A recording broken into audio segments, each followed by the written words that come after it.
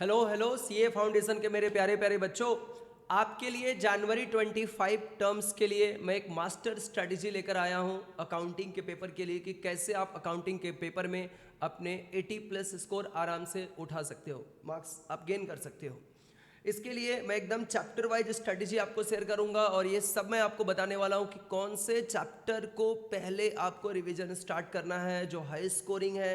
सारे चैप्टर आपको कौन से चैप्टर्स को आप छोड़ भी सकते हो, कोई दिक्कत नहीं है, आप लेफ्ट करके भी जा सकते हो एग्जाम्स में। ये सब कुछ मैं बताने वाला हूँ। सबसे पहले आप अभी तक चैनल को सब्सक्राइब नहीं करके रखे हो तो प्लीज़ सब्सक्राइब कर लो, क्योंकि बहुत सारे आपको बेनिफिट मिलने वाले हैं इन फ्यूचर। आपका देखिए जो सिलेबस है पूरा ऐसे मार्किंग है उसका।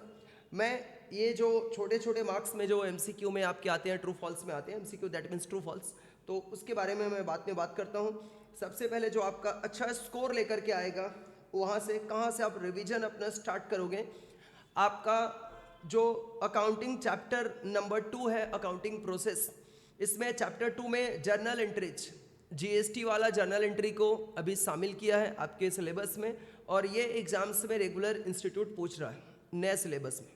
तो नए सिलेबस में ये आपका 4 to 5 मार्क्स का आप रिवीजन भी अपना, मैं सीरियल नंबर लिखते जा रहा हूँ, 1 नंबर चैप्टर पे आप इसी को रिवीजन करो। छोटा है, बहुत आसान है, और इसका हमारे यूट्यूब चैनल पे भी एक क्लासेस डाला हुआ है। 4 to 5 मार्क्स में आपसे इस तरह से जर्नल एंट्री पूछे जाएंगे, छोटा क्वेश्चन रहेगा आपका।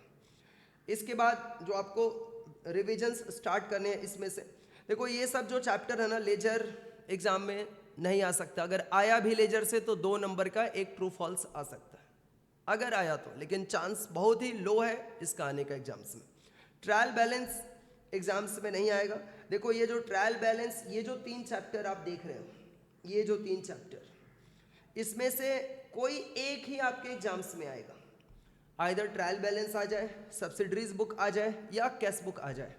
मोस्ट प्रोबेबली अगर मेरे हिसाब से अगर बोलोगे कि सर आपका क्या सजेशन रहेगा, तो मेरे हिसाब से ट्रायल बैलेंस और कैश बुक आ सकता है आपके एग्जाम्स में जनवरी 25 टर्म के लिए। रेक्टिफिकेशन ऑफ एरर, इसको अभी नहीं करना है। उसके बाद आप जब रिवीजन करोगे तो सीरियल नंबर 2 पे आप क्या करोगे, बीआरएस, एकदम इंपॉर्टेंट चैप्टर, आपको बीआरएस को रिवीजन करना है। कैसे रिवीजन करना है, रिवीजन की स्ट्रैटेजी भी मैं आपके साथ शेयर करने वाला हूँ। उसके बाद डेप्रिसिएशन आप करोगे, बिल्स ऑफ एक्सचेंज 4 नंबर पे आप करोगे, फिर आप फाइनल अकाउंट 5 नंबर पे कर लो, अच्छा स्कोर रखता है। हालांकि ये जून 24 के एग्जाम्स में आया ही नहीं था फाइनल अकाउंट, लेकिन फिर भी अगर आएगा तो बड़े मार्क्स में ही आएगा। एनपीओ 6 नंबर पे आप कर लो, 7 नंबर पे आप इनकम्प्लीट रिकॉर्ड्स कर लो। इसके बाद 7 नंबर के बाद आप फिर बैक जाओ, यहाँ पर आप अपना 8 नंबर पे आप अपना रेक्टिफिकेशन ऑफ एरर कर लो। इंपॉर्टेंट चैप्टर है, बड़ा चैप्टर है, ठीक है। इसको तो छोड़ के जाने के बारे में सोचना भी नहीं है आपको, रेक्टिफिकेशन ऑफ एरर करना पड़ेगा। इन सब को करने के बाद आप रेक्टिफिकेशन ऑफ एरर में जाओ, टेंशन फ्री होकर के फिर इसको रिविजन करो। इसके बाद आपको पार्टनरशिप अकाउंट्स में आना है। पार्टनरशिप अकाउंट्स बहुत बड़ा है, आपको पता भी है, पढ़ाई कर भी रहे हो, जहाँ भी कर रहे हो पढ़ाई कर रहे हो तो आपको पता है कितना बड़ा है ये। लेकिन इसमें से क्या सर सभी टॉपिक को करना है? इंट्रोडक्शन ऑफ पार्टनरशिप अकाउंट्स में से नहीं भी आ सकता है, अगर आया तो 2 मार्क्स का एक एमसीक्यू आ जाएगा या 5 मार्क्स का एक छोटा सा क्वेश्चन आ जाएगा, लेकिन चांस कम है।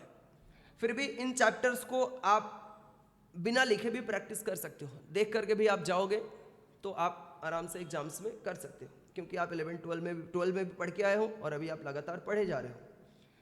इसका लो चांस नहीं आने का। Admission of partner, admission of a new partner, ये एग्जाम्स में आएगा तो 12 मार्क्स का आएगा, बट ये लगातार 2 टर्म्स से आपके एग्जाम्स में आ रहा है रेगुलर, तो जनवरी 25 के लिए इसकी चांस कम है। रिटायरमेंट ऑफ पार्टनर आपको बहुत अच्छे से करना है, रिटायरमेंट ऑफ पार्टनर की प्रोबेबिलिटी बहुत ज़्यादा है। डेथ ऑफ पार्टनर की भी चांस कम है, क्योंकि डेथ ऑफ पार्टनर भैया आता नहीं है जल्दी जल्दी, ये बहुत लो फ्रिक्वेंसी से आता है, आएगा एग्जाम्स में। ऐसा नहीं कि ये इंपॉर्टेंट नहीं है, छोड़ के चले जाना है, पढ़ के जाना है, लेकिन आप कम नंबर ऑफ क्वेश्चंस भी इसका प्रैक्टिस करके जाओगे।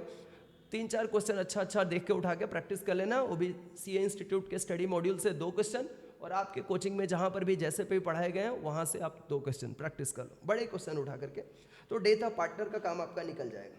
क्योंकि ये जब लास्ट बार ये आया था जून 23 के एग्जाम्स में 20 मार्क्स का एक क्वेश्चन आ गया था एग्जाम्स में, 20 नंबर का एक क्वेश्चन आ गया था अकेले एग्जाम्स में, तो इसकी भी चांसेस कम है आने के। रिटायरमेंट और एडमिशन आपको बहुत अच्छे से करना है। डिसोल्यूशन आपके न्यू सिलेबस, सीए फाउंडेशन के न्यू सिलेबस में डिसोल्यूशन पहली बार शामिल किया गया है, तो ये अभी लगातार एग्जाम्स में आता रहेगा, 8 to 10 मार्क्स में कंफर्म है, ये आता रहेगा। तो ये आपको रिवीजन जो करना है, अगर पार्टनरशिप में भी आप रिवीजन स्टार्ट करोगे, सारा चैप्टर देखो पढ़ा होगा आपको, तो आप उसके बाद अभी तक हम लोग सीरियल नंबर कहाँ तक पहुँच चुके हैं, हम लोग 8 पे हम लोग जा चुके हैं। 9 नंबर पे आप एडमिशन कर सकते हो, 10 नंबर पे रिटायरमेंट, 11 नंबर पे डिसोल्यूशन आप कर लो। इसके बाद अगर आप कंपनी अकाउंट्स में आते हो तो भैया ये chapter introduction of company accounts theory, जो लेक्चर आपके क्लास में कभी एक क्लास में कोई लेक्चर समझाया गया होगा कंपनी अकाउंट्स, याद रखना है रखो, नहीं रखना है छोड़ दो, कोई दिक्कत नहीं। अभी आपके एग्जाम्स में रिडम्पशन ऑफ प्रेफरेंस शेयर और issue forfeiture and reissue of shares, ये चैप्टर में से कोई एक आपके एग्जाम्स में आएगा, इन दोनों में से, लेकिन आपको करके पूरा जाना है। ऐसा नहीं कि ये इस बार नहीं आएगा तो ये करके मत जाओ, करके पूरा जाना है। मैं ये नहीं बोल रहा हूँ कि इस चैप्टर को छोड़ के जाओ, इसको करके जाओ। जो बिल्कुल छोड़ना है मैं बोल दे रहा हूँ कि ये आप नहीं भी करके जा सकते हो, किसको करके जा सकते हो, मैं बोल दे रहा हूँ। ये लेकिन आएगा 15 मार्क्स, क्योंकि 25 मार्क्स का आपका कंपनी अकाउंट्स से आएगा, जिसमें एक 15 मार्क्स का क्वेश्चन रहेगा और एक आपका 10 मार्क्स का क्वेश्चन रहेगा, ठीक है।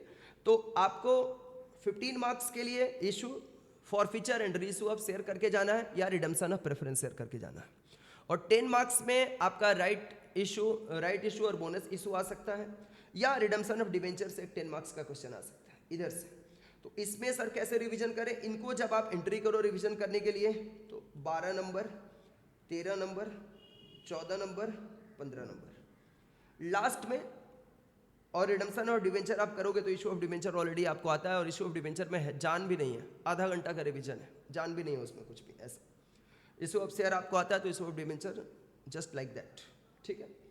तो आपका ये पूरा, मैंने आपको सबसे पहले तो ये बताया कि किस सीरियल में आपको अपना रिवीजन करना है, ये आपका टाइमिंग है। इस टाइमिंग में आपको जो आपके पास टाइमिंग बचे हुए हैं, हो सकता है जब आप मेरा वीडियो देख रहे हो तब आपके पास 70 डेज़ का टाइम रह गया हो सकता है 75 डेज़ का टाइम रह गया हो सकता है किसी के पास 80 डेज़ का टाइम, लेकिन अभी हमारे एग्जाम्स में 80 to 85 डेज रह गए हैं। इसी टाइम पीरियड में सर पॉसिबिलिटीज है, हम लोग तो सर सिर्फ 50 सोच के चल रहे हैं, सर 50 अगर आ गया ना तो अपना एग्जाम निकल जाएगा, काम बन जाएगा। भाई मेरा सभी लोगों को मैं बोल रहा हूँ, 50 नंबर तो सोच के चलो ही मत, कम से कम अपने दिमाग में कम से कम इसके नीचे तो आपको सोचना भी नहीं है, इसके नीचे सोचोगे तो दिक्कत हो जाएगा, ठीक है। 70 प्लस सोच के चलो, 70 प्लस आपको मिनिमम सोच के चलना है, उसके ऊपर जितना सोच लो भैया कोई दिक्कत नहीं है, ठीक है, लेकिन 100 तक ही। 50 मार्क्स आप सोच के नहीं चलो, नहीं तो दिक्कत में पड़ जाओगे। आपको अब ये जो चैप्टर मैंने बताया, इन चैप्टर्स को आपको एग्जाम्स में अगर कुछ छोड़ के भी जा रहे हो चलेगा, लेकिन ये जो 15 मैंने मार्क किया इसे आपको करना ही करना है। ऊपर में जो हमारे चैप्टर्स, जो छोटे छोटे हमारे चैप्टर्स है, थ्योरी वाले चैप्टर्स है, ये चैप्टर 1 का यूनिट 1, यूनिट 2, यूनिट 3, ये सबसे 2 मार्क्स के क्वेश्चंस आते हैं, ट्रू फॉल्स वाले, दिख रहा है 2 मार्क्स के ट्रू फॉल्स वाले क्वेश्चन आता है। तो ये सब आपको, और अंदर से भी पार्टनरशिप से भी 2 मार्क्स का आ सकता है, कहीं से भी 2 मार्क्स का ट्रू फॉल्स आ सकता है। तो ट्रू फॉल्स के लिए इसको पढ़ना है, उसको भी नज़रअंदाज नहीं कर देना है, क्योंकि आपके एग्जाम्स में ये भी 12 मार्क्स का आता है। अब आते हैं कि कितना हम लोगों को टाइम इन्वेस्ट करना चाहिए चैप्टर नंबर 1 के रिविजन करने पे। चैप्टर नंबर 1 के रिविजन पे हमें कितना टाइम इन्वेस्ट करना चाहिए? 2 आवर, 2 घंटा। 2 घंटा में जर्नल एंट्री के आप 4 क्वेश्चन आराम से कर सकते हो, काफ़ी है 4 क्वेश्चन, और उसी तरह का क्वेश्चन आएगा, जीएसटी वाला ही क्वेश्चन आने का चांस ज़्यादा रहेगा। फिर इसके बाद चैप्टर नंबर 2 बीआरएस में सर हमें कितना टाइम इन्वेस्ट करना चाहिए? 5 to 6 आवर का आप समय इन्वेस्ट करो। सर कहाँ से हमें रिवीजन करना है, कहाँ से रिवीजन करना है, ये भी मैं बताऊँगा। पहले आपको टाइम ड्यूरेशन में बता रहा हूँ, जो फर्स्ट रिवीजन आप स्टार्ट कर रहे हो, सर अभी तक ना हम लोगों का ट्यूशन में ना सिलेबस पूरा कंप्लीट नहीं हुआ है, सिलेबस अभी चल ही रहा है, सिलेबस चल रहा है, चलने दो, लेकिन आप अपना रिवीजन स्टार्ट कर दो अगर पास होना चाहते हो। ये मत सोचो कि पूरा जब खत्म हो जाएगा तब हम शुरुआत करेंगे, मुसीबत में पड़ जाओगे, ऐसा बिल्कुल नहीं करना, आपको स्टार्ट कर देना है। आप जितना पढ़ लिए हो अब तक उतना भी संभाल लेते हो तो आप अपना एग्जाम्स पास करके निकल जाओगे। तो अभी स्टार्ट कर दो, ये वीडियो देखो और देखने के तुरंत बाद आप लिख लो ये सारा चीज़ जो मैं दिया हूँ यहाँ पर, आप लेके सीरियल नंबर लिख लो बैठ करके। लिखने के बाद स्टार्ट कर दो आज रात से। अब जब भी रात को देख रहे हो तो अगले दिन से, सुबह देख रहे हो तो आज रात से स्टार्ट कर दो, लेकिन आज ही स्टार्ट करो, ठीक है। एग्जीक्यूट आपको करना पड़ेगा, सिर्फ बैठ के देखते सोचते रहने से। कल कर लेंगे, परसों कर लेंगे, अभी तो फेस्टिवल है, सारे फेस्टिवल्स खत्म हो जाएंगे तब कर लेंगे, बहुत कुछ खत्म हो जाएगा उसके बाद।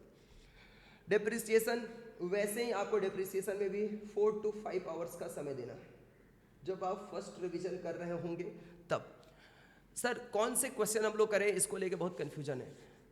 मेरे प्यारे बच्चों, आप जहाँ भी कोचिंग पढ़े हो, मेरे पास जो लोग पढ़ाई किया मेरे पास, और बाहर में आप जिस भी सर के पास, मैम के पास, जहाँ भी कोचिंग आप लिए हो, आपको वहाँ पर जब चैप्टर पढ़ाया जा रहा होगा तो ज़रूर से इंपॉर्टेंट क्वेश्चन बोल के बताया गया होगा कि भैया ये सब तरह के क्वेश्चन जो होते हैं इंपॉर्टेंट होते हैं, इसको आप ज़रूर अच्छे से करके जाना।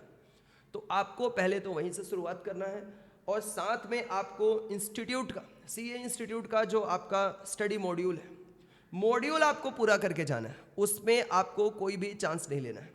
आप एमटीपी कर पाओगे या नहीं कर पाओगे बात की बात है, आरटीपी कर पाओगे नहीं कर पाओगे बात की बात है, लेकिन आपको सीए इंस्टीट्यूट का जो स्टडी मॉड्यूल है उसको पूरा कंप्लीट करना है। उसके जितने भी इलस्ट्रेशंस के क्वेश्चंस हैं उन्हें भी, और साथ में आपको बैक साइड में जो एक्सरसाइज में क्वेश्चंस दिए हुए रहते हैं उसको भी, और लिख के प्रैक्टिस करना है। आंखों से नज़रों से उतार के सोचोगे जाके एग्जाम्स में कर देंगे, ऐसा नहीं होता है, ऐसा नहीं होता है। आपको लिख करके प्रैक्टिस करना पड़ेगा जो भी सब। और जब भी आप लिख के प्रैक्टिस करते हो, जब भी आप लिख के प्रैक्टिस करते हो तो आपके साथ ऐसा होता है, आपके साथ ऐसा होता है, आपने क्वेश्चंस 4-5 क्वेश्चन आपने देख लिया, समझ लिया, आप करना स्टार्ट किए, बीच में आप फंस जाते हो क्वेश्चन को करते करते। मार्क कर लो उस जगह को एक कलरफुल पेन से, रेड पेन से, ग्रीन पेन से मार्क करके रख लो कि ये जगह है जहाँ पर हम फंसेंगे। दूसरी बार जब प्रैक्टिस करो तो उसको ठीक करने की कोशिश करो कि इस बार इसको ठीक कर लेना, क्योंकि वही पॉइंट होगा जो एग्जाम्स में भी जाके आप भूल जाओगे, मेन वाले एग्जाम्स में, और वहाँ पर फिर बचाने वाला बताने वाला आपको कोई भी नहीं रहेगा। तो आपको लिख करके प्रैक्टिस करना है एकदम, ये तो एकदम दिमाग में रख लो। इसके बाद जब आप बिल्स ऑफ एक्सचेंज करो, बिल्स ऑफ एक्सचेंज में भी वैसे ही आपको 4 to 5 आवर्स का टाइम इन्वेस्ट करना है। फर्स्ट रिवीजन के लिए आपको यही टाइम इन्वेस्ट करना है, और आपको खुद भी पढ़ने के बाद, क्लासेस देखने के बाद, जहाँ भी आप कोचिंग लिए हो, आपको ये पता चल गया है कि ये सब मास्टर क्वेश्चंस हैं जो हमें करना ही है। तो मास्टर्स क्वेश्चंस को ही लिख कर प्रैक्टिस करो। छोटे छोटे जो क्वेश्चन हैं जो एकदम बिगिनिंग में, जैसे आप बिल्स ऑफ एक्सचेंज करो, बिगिनिंग में एंट्रीज आपको बताए जाते हैं, 2, 4, 5 वाले एंट्री होते हैं, तो उनके ऊपर ज़्यादा आपको फोकस करने की ज़रूरत नहीं है, उसको आप गो थ्रू करके देख के भी निकल सकते हो, ठीक है। फाइनल अकाउंट जब आप करने जा रहे हो, फाइनल अकाउंट में आपको 7 to 8 आवर्स का टाइम देना पड़ेगा। 7 to 8 आवर्स, हो सकता है किसी बच्चे के लिए ज़्यादा समय लग जाए, लेकिन फाइनल अकाउंट में 7 to 10 आवर्स मैं लिख देता हूँ, किसी बच्चे को ज़्यादा भी समय लग सकता है। 7 to 10 आवर्स। एनपीओ में ऐसे ही इंपॉर्टेंट चैप्टर है, एग्जाम्स में कंपलसरी आते हैं, 7 to 10 आवर्स ये समय देना है आपको। डिपेंडिंग कि कोई बच्चे लोगों का 6 क्वेश्चन करके ही कंसेप्ट पूरा क्लियर हो गया तो 6 क्वेश्चन के साथ ही आप आगे बढ़ो, 7 क्वेश्चन के साथ ही आप आगे बढ़ो, ठीक है। लेकिन इंस्टीट्यूट के मॉड्यूल के सारे क्वेश्चन को लिख लिख के प्रैक्टिस करना है। और जब भी पढ़ने बैठो तो आप अपना सारा वर्क, बीच में मोबाइल फ़ोन देखना, बीच में अदर्स किसी का कॉल आ गया, कोई बात करने लगा, वो सब स्टडी टाइम में जोड़ लेते हो, तो ये गलती नहीं करो। टाइमर लगा के पढ़ने बैठो कि मैं 2 घंटे के लिए करने बैठ रहा हूँ, तो इसको मेरे को 2 घंटे लगातार करना है, इस बीच में मेरे को कोई डिस्टर्बेंस नहीं चाहिए। जैसे आप क्लासेस में बैठ के पढ़ते हो कोई डिस्टर्बेंस नहीं होता, वैसे ही आपको घर पे भी पढ़ने की स्ट्रेटेजी आपकी सेट करनी पड़ेगी, और सेट करनी पड़ेगी और पढ़ना भी पड़ेगा आपको। आपको इनकम्प्लीट रिकॉर्ड्स करने के लिए भी आपको यही 7 to 8 आवर्स का टाइम देना होगा, इनकम्प्लीट रिकॉर्ड्स के लिए भी। इसके बाद हम लोग आते हैं रेक्टिफिकेशन ऑफ एरर्स। भैया ये इंपॉर्टेंट चैप्टर है, 7 to 10 आवर्स, ठीक है। इसके बाद पार्टनरशिप जब आप करोगे, पार्टनरशिप में देखो 4 चैप्टर तो आपको करने ही होंगे, एडमिशन, रिटायरमेंट, डेथ और डिसोल्यूशन। ये जब करोगे तो करीब करीब आपका ये मतलब बड़े चैप्टर है सारे, बहुत कुछ इसके अंदर है, बहुत तरह के समय है इसमें। तो आप on an average 15 to 16 hours आप ले लो, 4 घंटे पर चैप्टर के हिसाब से मैं आपको अलॉट कर रहा हूँ, तो 15 to 16 आवर्स आपको इसमें समय लगाने पड़ेंगे। कंपनी अकाउंट्स में भी आपको 4 चैप्टर करने हैं, तो इसके लिए भी आप ले लो 15 to 16 आवर्स। टोटल जो आपका टाइमिंग हो रहा है, ठीक है, टोटल टाइमिंग जो आपका हो रहा है इसमें, ये फर्स्ट रिवीजन में आपको इतना टाइम इन्वेस्ट करना है, ठीक है। अगर किसी बच्चे का सर हमारा कुछ टाइम ज़्यादा लग जा रहा है, डेप्रिसिएशन रिवीजन कर रहे हैं, ज़्यादा समय लग जा रहा है, इन्वेंट्री आपको रिवीजन करने के लिए वहीं 4 to 5 आवर्स। जब भी आप कोई रिवीजन कर रहे हो तो आपको ज़्यादा समय लग जा रहा है, कोई दिक्कत नहीं है। टोटल ये जो समय हो रहा है ना, टोटल अगर मान लो टोटल आप कर रहे हो, टोटल अगर मान लो ये 140 घंटे चला गया या 150 घंटे अकाउंट्स का रिवीजन चला गया, तो भी आपको कैसे स्टडी करना है। 4 पेपर है आपके, बाकी पेपर को भी पढ़ना है। सबसे पहले तो ये माइंडसेट आप अपने डाल लो, पास होना है तब, और पास सबको होना है, कौन नहीं चाहता पास होना। आपको मिनिमम 8 आवर्स की पढ़ाई करनी होगी और 10 घंटा तो एकदम सजेस्टिव है आपके लिए। 10 आवर्स की स्टडी करो जिसमें आपको अकाउंट्स को 4 आवर्स देने होंगे, क्योंकि एक पेपर आपका ऐसा होना चाहिए, एक पेपर आपका ऐसा होना चाहिए जिसमें आपको एक बहुत अच्छा स्कोर गेन कर लेना है, एकदम 70s में मार्क्स आ जाए। तो अगर किसी पेपर में आपका मार्क्स कम होता है, 50 के बिलो जाता है, 40 प्लस रहता है, तो आपको उन पेपर्स को बचा लेगा, हेल्प करेगा ये पेपर। तो अकाउंट्स में बहुत स्कोर करने का ऑप्शन है, क्योंकि आप अकाउंट्स आप पहले से सीख के आए हो, वहीं सारा चैप्टर 11 और 12 वाला, ठीक है। तो इसमें 4 घंटे डेली करके आपको देना है, 4 घंटे डेली करके देना, और चैप्टर टारगेट कर लेना है कि मेरे को कौन सा चैप्टर करना है। 1 घंटा अगर ज़्यादा चले जाए तो अगले दिन 1 घंटा रिविजन कर लो, कोई दिक्कत की बात नहीं है। तो आपको 4 घंटे देने, और बाकी सबके लिए आपको 2 आवर्स करके सजेस्टिव है कि बाकी ये सभी सब्जेक्ट करना। लगातार आपको 10 घंटे की पढ़ाई नहीं करनी है। इसके ऊपर मैं अलग से एक वीडियो बना के दूंगा कि कैसे बाकी सब्जेक्ट्स को आपको मैनेज करना है। तो ये समय आपको इन्वेस्ट करना है। अगर मान लो 150 घंटे आपके चले जा रहे हैं, 150 घंटे चले जा रहे हैं, अगर इसको आप 4 घंटे करके अगर देते हो रोज 4 घंटे, ठीक है, तो आपका 37.5, अगर 160 घंटा भी राउंड फिगर में आप ले लो, 160 घंटे की टोटल आपकी स्ट्रेटेजी है। इसमें आपको कैसे देना है समय। अभी तो जो मैं टाइमिंग आपको दिया हूं, इसमें सबसे पहला काम तो जो आप रिवीजन करोगे वह कहाँ से करोगे। सर सब लोग बिगिनिंग कहाँ से करें, इंस्टीट्यूट के स्टडी मटेरियल से या कोचिंग के स्टडी मटेरियल से। सबसे पहले भैया आप कंसेप्ट मनी खर्च किए हो, कंसेप्ट सीखे हो अपने रिस्पेक्टिव टीचर लोगों के पास, तो उनके स्टडी मटेरियल्स के जो मास्टर सम है, उनके स्टडी मेट के जो भी मास्टर सम है, वहाँ से उठा के उन सभी मास्टर सम्स को आप कर जाओ, बताए गए हैं आपको। और उसके बाद आपको डायरेक्ट सीए इंस्टीट्यूट का आपको स्टडी मटेरियल लेना है और उसको रिवीजन करना है। जो मैंने अभी यहाँ पर टाइमिंग लिखा, फर्स्ट रिवीजन, ये आपको अपने कोचिंग के स्टडी मॉड्यूल से करना है। इसमें ज़्यादा से ज़्यादा ये 80 आवर्स का टाइमिंग लिखा गया। बाकी 80 आवर्स से 70 से 80 आवर्स कहाँ पे हमें देना है, इंस्टीट्यूट के स्टडी मटेरियल के रिवीजन पे। इसके बाद अगर बियॉन्ड आपके पास समय बचता है तो आप एमटीपी लास्ट के 2 टर्म, लास्ट के 3 टर्म, जो भी आपके लिए पॉसिबल बनता है वहाँ से उठा के क्वेश्चंस करो। लेकिन इंस्टीट्यूट का स्टडी मॉड्यूल को आपको छोड़ के जाने की हिम्मत नहीं करना है, बहुत मुसीबत में पड़ जाओगे, ठीक है। इसके साथ आपका अकाउंट्स का पेपर का ये रिवीजन करो, और ये सारी चीज़ें बताने के लिए है। बहुत अच्छा लगा सर सुन के ये सारा चीज़, लेकिन सुनने से कोई बेनिफिट नहीं होने वाला है। आपको आज से एग्जीक्यूट करना स्टार्ट कर देना। 4 घंटे रोज का रोज डेली आपको अकाउंट्स में समय इन्वेस्ट करना है। चैप्टर टारगेट कर लेना है, जो भी सीरियल नंबर आपको बताया गया उसके अकॉर्डिंग आप जाओ, आपका कॉन्फिडेंस बूस्टअप होता जाएगा। सम्स पे कमांड है, हमारे इतने चैप्टर हो गए, हम अभी 50 मार्क्स पे पहुंच गए, 60 मार्क्स पे पहुंच गए, और इस तरीके से आप अपना एग्जाम्स में बहुत अच्छा स्कोर करके निकल सकते हो। और बाकी सब्जेक्ट्स के लिए भी आपको मास्टर स्ट्रेटेजी लेकर के मैं आऊँगा। ओवरऑल स्ट्रेटेजी भी मैं आपको बताऊँगा। लास्ट के 30 डेज़ में आपको कैसे रिवीजन करना है, या लास्ट का जो 10 डेज आपका रहेगा, 12 तारीख से आपका एग्जाम है, 12 जनवरी से, तो लास्ट का जो 10 और 12 डेज रहेगा उसमें कैसे चारों सब्जेक्ट को मैनेज किया जाए, ताकि फर्स्ट एग्जाम के बाद सेकंड एग्जाम्स में 1 दिन का गैप रहेगा, उसमें सेकंड एग्जाम्स में 1 दिन का गैप रहेगा, तो कैसे उस टाइम पे उसको मैनेज किया जाएगा, इन सब के ऊपर मैं वीडियोस लेकर आऊँगा। आप चैनल को सब्सक्राइब करके रखो, और ज़रूर से इस एडवाइस को आप अपने लाइफ में उतारना स्टार्ट कर दो, ठीक है। Thank you so much everyone, bye bye.